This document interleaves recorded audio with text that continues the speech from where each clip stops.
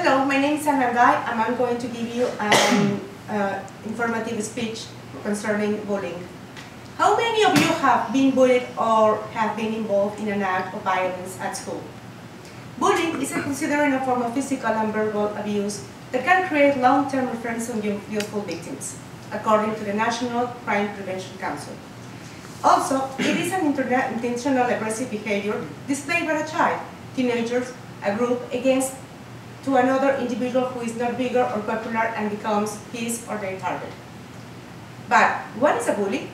A bully is someone who is mean and enjoys inflicting physical or psychological abuse on his or her victim. Unfortunately, there are different types of bullies, and they are in our schools, making the environment there not secure and complicated for some children who are being abused. One of the main characteristics of a bully is that they use intimidation and threats to make his or her victim stay silent, and that is why bullying is not easy to eradicate from our schools. Why do some children and teenagers become bullies? Usually, become bullied during adolescence is because there is a lack of confidence and self-respect. Bullies need to obtain power, and they obtain this power by abusing others.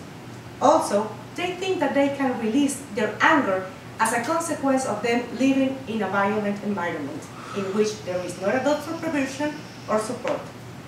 As a way of releasing anger, a bully will target a defenseless victim in an attempt to provoke fear and intimidation.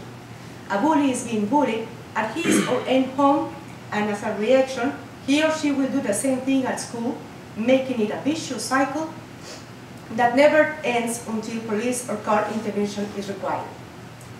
Its effects are notorious and devastating for children who are being bullied on a regular basis. Schools have been becoming places where bullying and violence are difficult to handle, and in most of the cases, they are not being reported to administrative staff. Verbal bullying is the most form of bullying and is done by speaking. For example, calling names, spreading rumors, insulting, threatening people, and making fun of others are all forms of verbal bullying. The main weapon the bully uses is their voice to intimidate its victim, along with the use of tone and emphasis used while threatening or intimidating. Bullying effects last for a long time. Among its effects, we have the following: physical, emotional, and behavioral. For example, physical, sleep disorders, a constant feeling of being sick, punch wounds, beatings, bruises, and appear to be accidents, and in some cases, suicide. As for emotional and psychological effects, depression, sadness, solitude, low self-esteem, fear, lack of confidence, and school performance tends to be lower. As for behavioral, frustration, anger, changes in behavior and attitudes. According to the National Center for Education, the alarming statistics are showing us that children are being bullied at school without considering age, race, grade, or sex. Also, violence and deaths are rising in our schools alarmingly. For example, some of the recent statistics show us that bullying is escalating. Approximately 280,000 students all over the nation are being physically attacked in schools each month. Statistics for 2012 indicates that 1 out of 4 students are being bullied at schools. As 2010, 33 violent deaths have occurred in schools. According to Ofelia Garcia Hunter, in one of his articles regarding statistics, U.S. schools harbor approximately 2.1 million bullies and 2.7 million bully victims. Do you know that every 7 minutes a child is being bullied? Adult intervention, 4%. Peer intervention, 11%. Non-intervention, a stunning 85%. What can schools and parents do to prevent and intervene effectively? The National Center for Mental Health Promotion and Youth Violence Prevention suggests the following. Counselors and staff are to be trained to observe, detect, and intervene effectively when there is a sudden change in a child's behavior. Also, teachers are the ones who can observe this change directly, with grades and school performance. Second, develop effective school policies.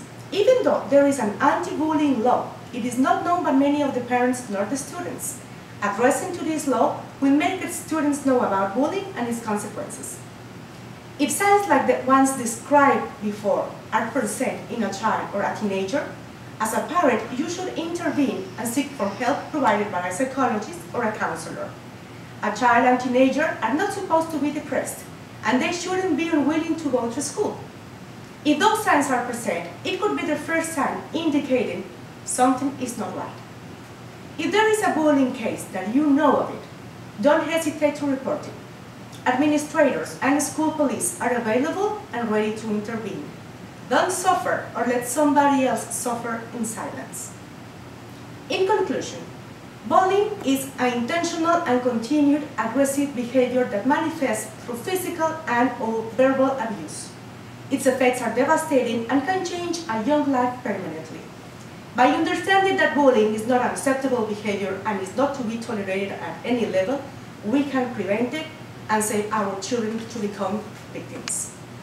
Thank you so much. Let me present my audition. As you can see, there are teenagers and they were very interested about the bullying. Thank you so much for being here.